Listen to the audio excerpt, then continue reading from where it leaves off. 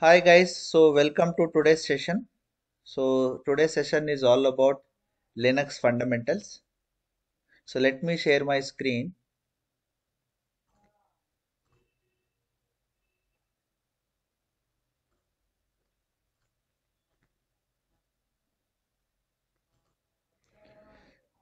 So let me know once everyone are able to see my screen. Yes. Okay. Now, so why Linux? So why we need to learn Linux? So before we answer this question why, let us try to understand when it was born. Okay. So we'll start with the birth of Linux. So in 1969, okay, the first programming language was born, that is C, okay, and Unix operating system, okay, because it was open source, okay. From the birth, the that is Unix operating system is on a open source collaboration, okay. Then after in 1970 it became little popular, okay, and it was used commercially for programming and for to build some applications, okay. By 1980s, some companies, like big companies, like giant companies like IBM, HP, Solaris, they started developing their own flavor of Unix operating systems, okay. As it was open source. See, what do you mean by open source? See, open source means you get to see the source code of the entire operating system, okay. For example, then what do you mean by non-open source? So non-open source is a best example is Windows operating system. It is not a open source. Okay, it's a proprietary of Microsoft. So for the same reason, the Microsoft did not evolve so much. Okay, Microsoft only focused on personal desktops and laptops for home purpose. But whereas the C and Unix operating system, some of the companies adapted to it, so that they build their own customized operating system so that it was compatible with their hardware. Okay, so IBM, HP, they were all, and Solaris, they were all, at that point of time, they were huge giants in server hardware manufacturing, okay. So that was the story until 1980s. But in the 1980, what happened is, he is the man behind the success of Linux, okay. Okay, until 1990s it was called as Unix, but in 1990, a computer science engineer, his name was Linus Torvalds, okay, he put the Linux kernel, okay, source code online, okay. So resulted in Linux plus GNU. It is, let's just a minute, let me, okay. So which resulted in Linux plus GNU, and it also resulted in graphical user interface, okay. You getting it? So this resulted in graphical user interface, okay.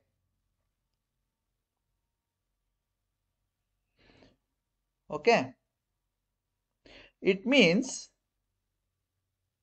that, okay, but only difference was it was similar to Unix operating system, okay, which was built in the year 1970s, but it has lot more features, okay. Now what features he added? Like simplified updates, okay, as and when there were some packages, it was, we can easily update the installed software. Then free software licensing, okay, and access to the source code, okay. Then malware protection, that is malware protection is for antivirus softwares. And with this open source we could create multiple. See, in your engineering we have all studied this Fedora, Okay, Fedora, Debian, Red Hat, OpenSUSE. So these are all multiple flavors. So how it has given birth to this kind of multiple, operating system or multiple flavors of operating system? That is because of this open source. Even now, if you are interested in coding and if you are good in C, C++, compiling, then you can download the source code of the Linux operating system and you can contribute. Okay, that is a different story altogether. Okay, but we are not going to dive on that.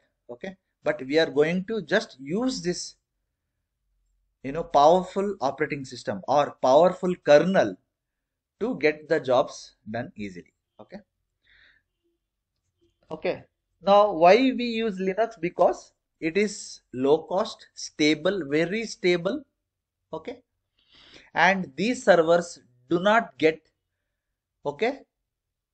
They have just mentioned, see, some Linux servers are not rebooted for over a year. But believe me, I have servers which are running from 3 years, 4 years without stopping. Okay. So that is how the that much power is with the Linux. Okay, but if you try the same thing Windows, it will eventually crash. You need to reboot at some part of time. But in Linux, it's not like that. You can keep on running, okay, for many years. Okay, and why we have to use? Because it is a very powerful operating system. Okay, very secure, and configuration is very easy because everything is a file. Okay, so that is the reason we use Linux more than Windows for our powerful computing in terms of websites or programming and all those things. Okay, is it clear? So that is the brief history of Linux and Unix. Okay, and it has the differences also. See, Linux is a open source, but Unix is a proprietary. Okay, copyright will be there. Okay, like different flavors will be there, like Ubuntu, and here IBM, HP Unix, Sun Unix. So they have used the same source code, but they have evolved different operating system. Okay, so these are the some of the you know benefits. Like GUI means graphical user interface, and all were evolved. Okay, and file system. Okay, so this is not a Linux administration course, so we are not going to dive deep on file systems and all those things. So file system basically it's a way of storing the data. Okay, and Linux is just the kernel. Okay, so just focus on that. Okay, and I have already forwarded to you so you can download. Okay, fine. Now let me tell you. Now before we go ahead, let me open a whiteboard and try to explain the concept.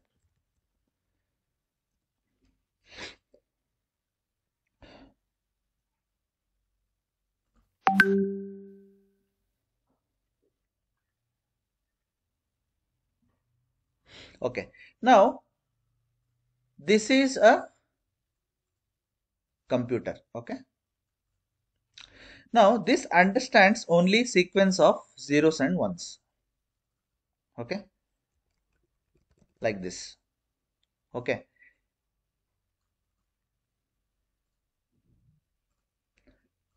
but this is me. Yeah, so this is me. Okay, so I don't understand this. Okay, I can only understand the language which is in this format, right? Right, like this is what we have done, like some percentage d, like this we will do, right? Printf percentage d, enter the number, right? Something. So we use this kind of a statements, printf or echo, right? isn't it? So, but ultimately, this hardware understands only sequence of zeros and ones. It doesn't understand these kind of things. Okay. So, there should be an intermediary between me and the machine, okay, to convert whatever I am typing, okay, and it should convert it into binary digits and send it to the hardware, okay. So that is called the kernel, okay, right? Now let me tell you Linux architecture diagram, okay, because this is very important for you. Now see here, this is a, if you are an engineering student, you might have seen this diagram in your Unix shell programming. If you are a computer science student, you might have seen this diagram, okay. Yes, well, again, now this is the hardware, okay. Now after the hardware, the very next layer is the kernel, okay. So kernel is the main component, or you can say heart of the Linux operating system, okay, which will talk to the hardware and gets the job done. But I don't understand the language, which kernel understand. So I will write the program, in a language which I understand, okay. That is called high level languages, right? So that I will write in high level language, and that I will type it in the shell, okay.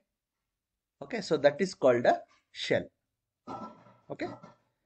That is what is called, that is a shell. So shell is the interface between the what? It is the kernel and the humans, right? Let me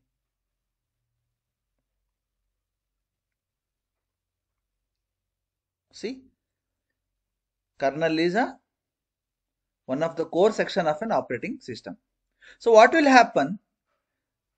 Okay, we will have some sort of utilities or via, so shell, we execute any commands on the shell, and shell will, send it to the kernel, and kernel will get the job done from the hardware, because hardware is the main part, because in the hardware only we will have the CPU, memory, and all those stuff, right?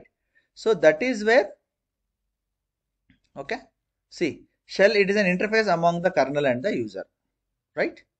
So we have to give the commands in the shell, okay. So shell will interact with the kernel. So these things you have to understand. Now you will understand why I was using the git bash. So git bash is also a type of shell, okay, right? So what is the shell now? So there are different types of shell, okay. So if you learn Linux, then you will, slowly see. I have, even now I am learning Linux, because for the past 8 years I am learning Linux. Even now I am learning, because Linux is very huge, okay. It cannot be mastered in a day or a month, okay. It takes years, okay. It has lots of things, but for you to, you know enter commands and do the AWS and DevOps tasks, these things are more than sufficient, okay. So you should understand that. So if this is the hardware, now there will be a